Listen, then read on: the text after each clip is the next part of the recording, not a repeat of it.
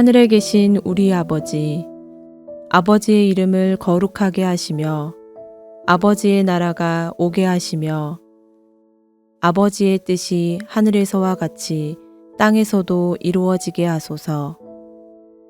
오늘 우리에게 일용할 양식을 주시고 우리가 우리에게 잘못한 사람을 용서하여 준 것 같이 우리 죄를 용서하여 주시고 우리를 시험에 빠지지 않게 하시고 악에서 구하소서. 나라와 권능과 영광이 영원히 아버지의 것입니다. 아멘.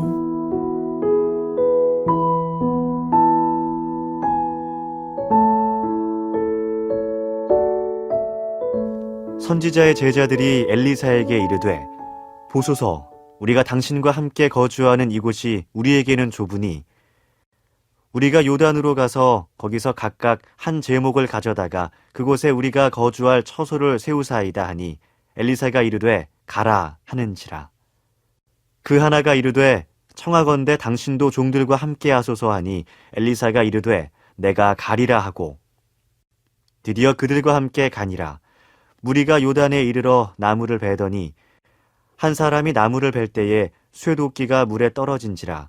이에 외쳐 이르되 아, 내 주여, 이는 빌려온 것이니이다 하니, 하나님의 사람이 이르되 어디 빠졌느냐 하매 그곳을 보이는지라. 엘리사가 나뭇가지를 베어 물에 던져 쇠도끼를 떠오르게 하고 이르되 너는 그것을 집으라 하니 그 사람이 손을 내밀어 그것을 집으니라. 그때 아람 왕이 이스라엘과 더불어 싸우며 그의 신복들과 의논하여 이르기를 우리가 아무데 진을 치리라 하였더니, 하나님의 사람이 이스라엘 왕에게 보내 이르되 왕은 삼가 아무 곳으로 지나가지 마소서, 아람 사람이 그곳으로 나오나이다 하는지라. 이스라엘 왕이 하나님의 사람이 자기에게 말하여 경계한 곳으로 사람을 보내 방비하기가 한두 번이 아닌지라. 이러므로 아람 왕의 마음이 불안하여 그 신복들을 불러 이르되 우리 중에 누가 이스라엘 왕과 내통하는 것을 내게 말하지 아니하느냐 하니, 그 신복 중에 한 사람이 이르되 우리 주 왕이여, 아니로소이다. 오직 이스라엘 선지자 엘리사가 왕이 침실에서 하신 말씀을 이스라엘의 왕에게 고하나이다 하는지라. 왕이 이르되 너희는 가서 엘리사가 어디 있나 보라. 내가 사람을 보내어 그를 잡으리라. 왕에게 아뢰어 이르되 보라, 그가 도단에 있도다 하나이다. 왕이 이에 말과 병거와 많은 군사를 보내매 그들이 밤에 가서 그 성읍을 에워쌌더라.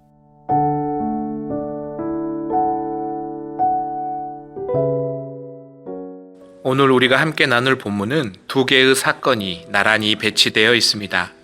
엘리사의 제자 중 한 명이 나무를 베다가 도끼를 물에 빠뜨린 사건이 1절에서 7절까지 기록되어 있고요. 이스라엘의 오랜 숙적이었던 아람 왕이 이스라엘에 쳐들어온 사건이 8절에서 14절까지 기록되어 있습니다. 언뜻 보기에는 이 두 사건 사이에는 어떤 연관성도 없어 보입니다. 그러나 자세히 살펴보면 이 두 사건은 굉장히 대조적인 성향을 가지고 있습니다. 먼저 잃어버린 쇠도끼를 되찾는 사건은 굉장히 개인적이고 사소한 일입니다. 반면 아람 왕의 침략을 방어하는 일은 국가적이고 아주 위대한 일입니다. 또 쇠도끼 사건에서 엘리사는 도끼가 어디에 빠진 줄을 몰랐습니다. 제자가 알려줘야 알 수 있었죠. 반면에 아람 왕 전쟁 사건에서 엘리사는 아무도 말해주지 않은 군사 기밀을 하나님께 미리 알고 방어할 수 있었습니다. 사소함과 위대함, 개인적인 일과 국가적인 일, 알려줘야 알 수 있는 일과 모든 것을 알고 하는 일, 이렇게 상반된 두 개의 성격의 사건이 연달아 배치되었을 때 성경은 이것을 통해 우리에게 무엇을 말씀하려는 것일까요? 먼저는 쇠도끼 사건을 살펴봅시다. 이 사건은 분명히 개인적이고 작고 사소한 일상적인 일입니다. 그러나 도끼를 잃어버린 당사자에게도 이 사건이 그저 그런 사소한 일이었을까요? 6장 5절 함께 읽겠습니다.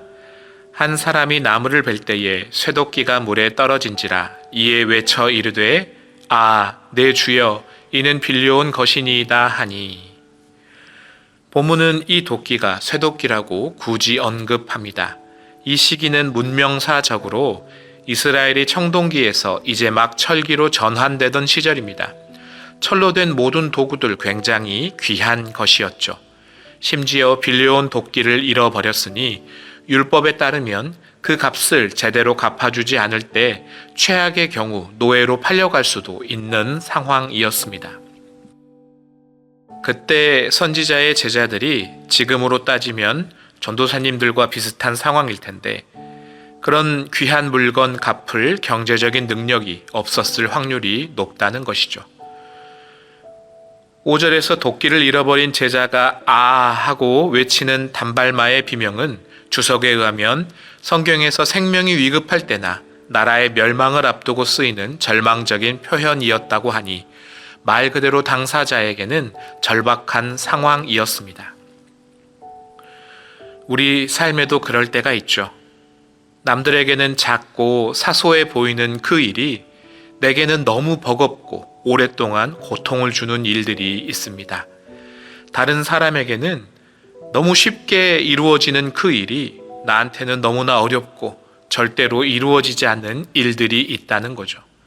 더 힘든 건 그럴 때 사람들이 뭘 그런 걸 가지고 그러냐고, 그런 작고 사소한 일로 언제까지 힘들어 할 거냐고, 너무 유약한 거 아니냐고, 우리 고통을 알아주지 않을 때 우리 마음이 무너질 것입니다.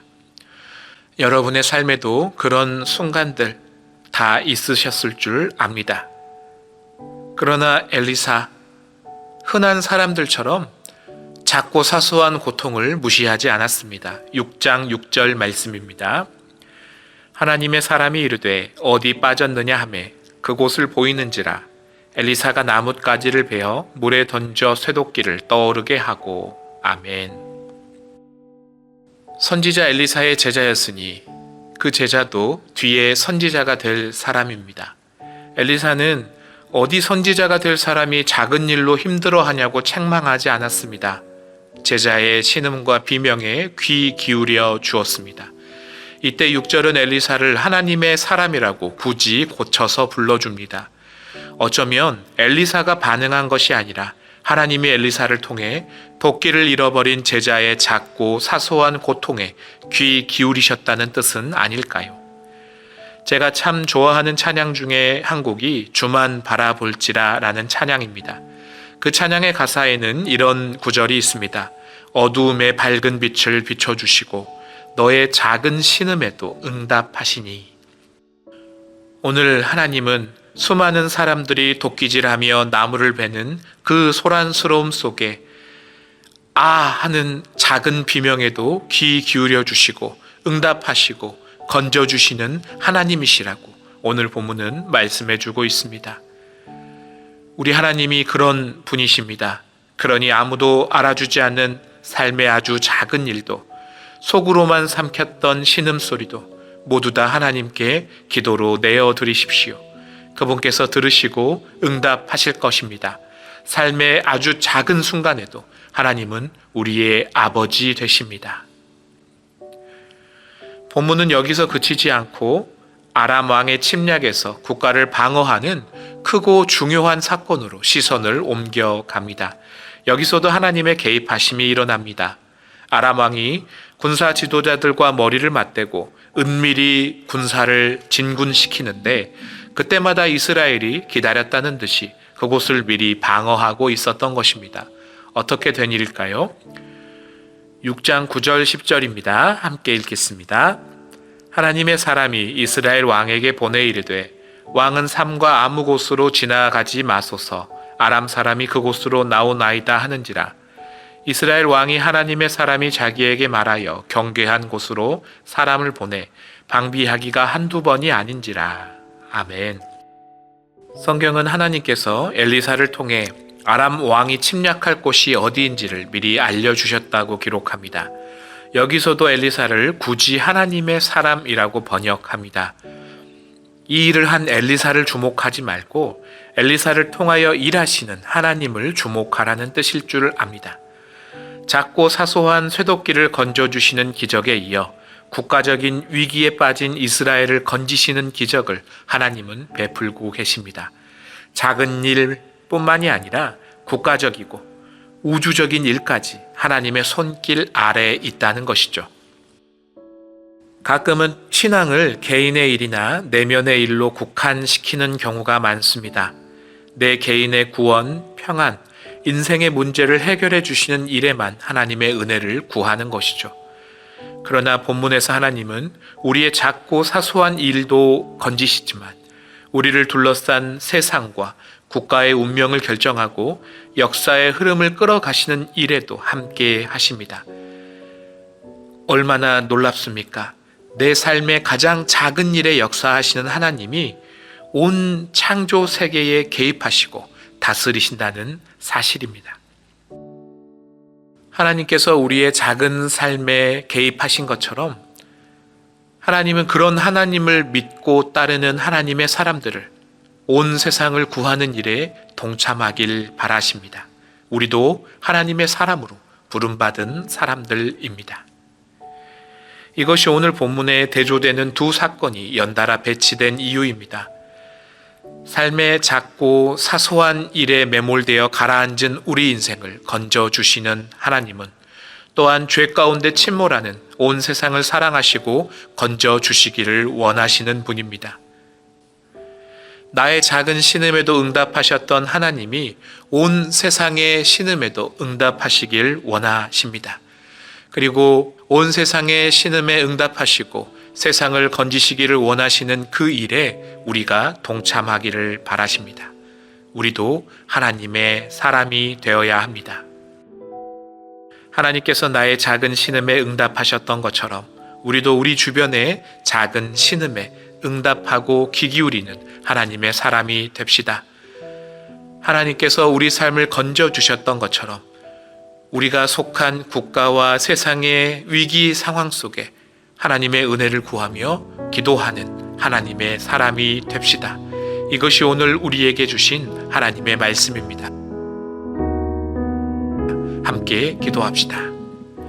사랑하는 하나님, 우리 삶의 아주 작고 사소한 신음에도 응답하시며 우리를 건지시는 하나님을 찬양합니다. 우리 일상을 살피시는 하나님께서 나라와 민족, 온 창조 세계에 숨쉬는 모든 것을 구원하시는 하나님이심을 또한 믿습니다. 그 크신 하나님의 역사에 우리도 동참하게 하옵소서. 삶의 크고 작은 일 이 새벽에 기도함으로 하나님께 올려드리오니 하나님의 섬세한 손길로 우리 삶을 붙들어 주시고 하나님의 크신 일에 동참하는 하나님의 사람으로 우리를 빚어 가시옵소서. 감사드리며 예수님 이름으로 기도드립니다. 아멘. 계속해서 개인 기도와 묵상으로 이어가시기 바랍니다.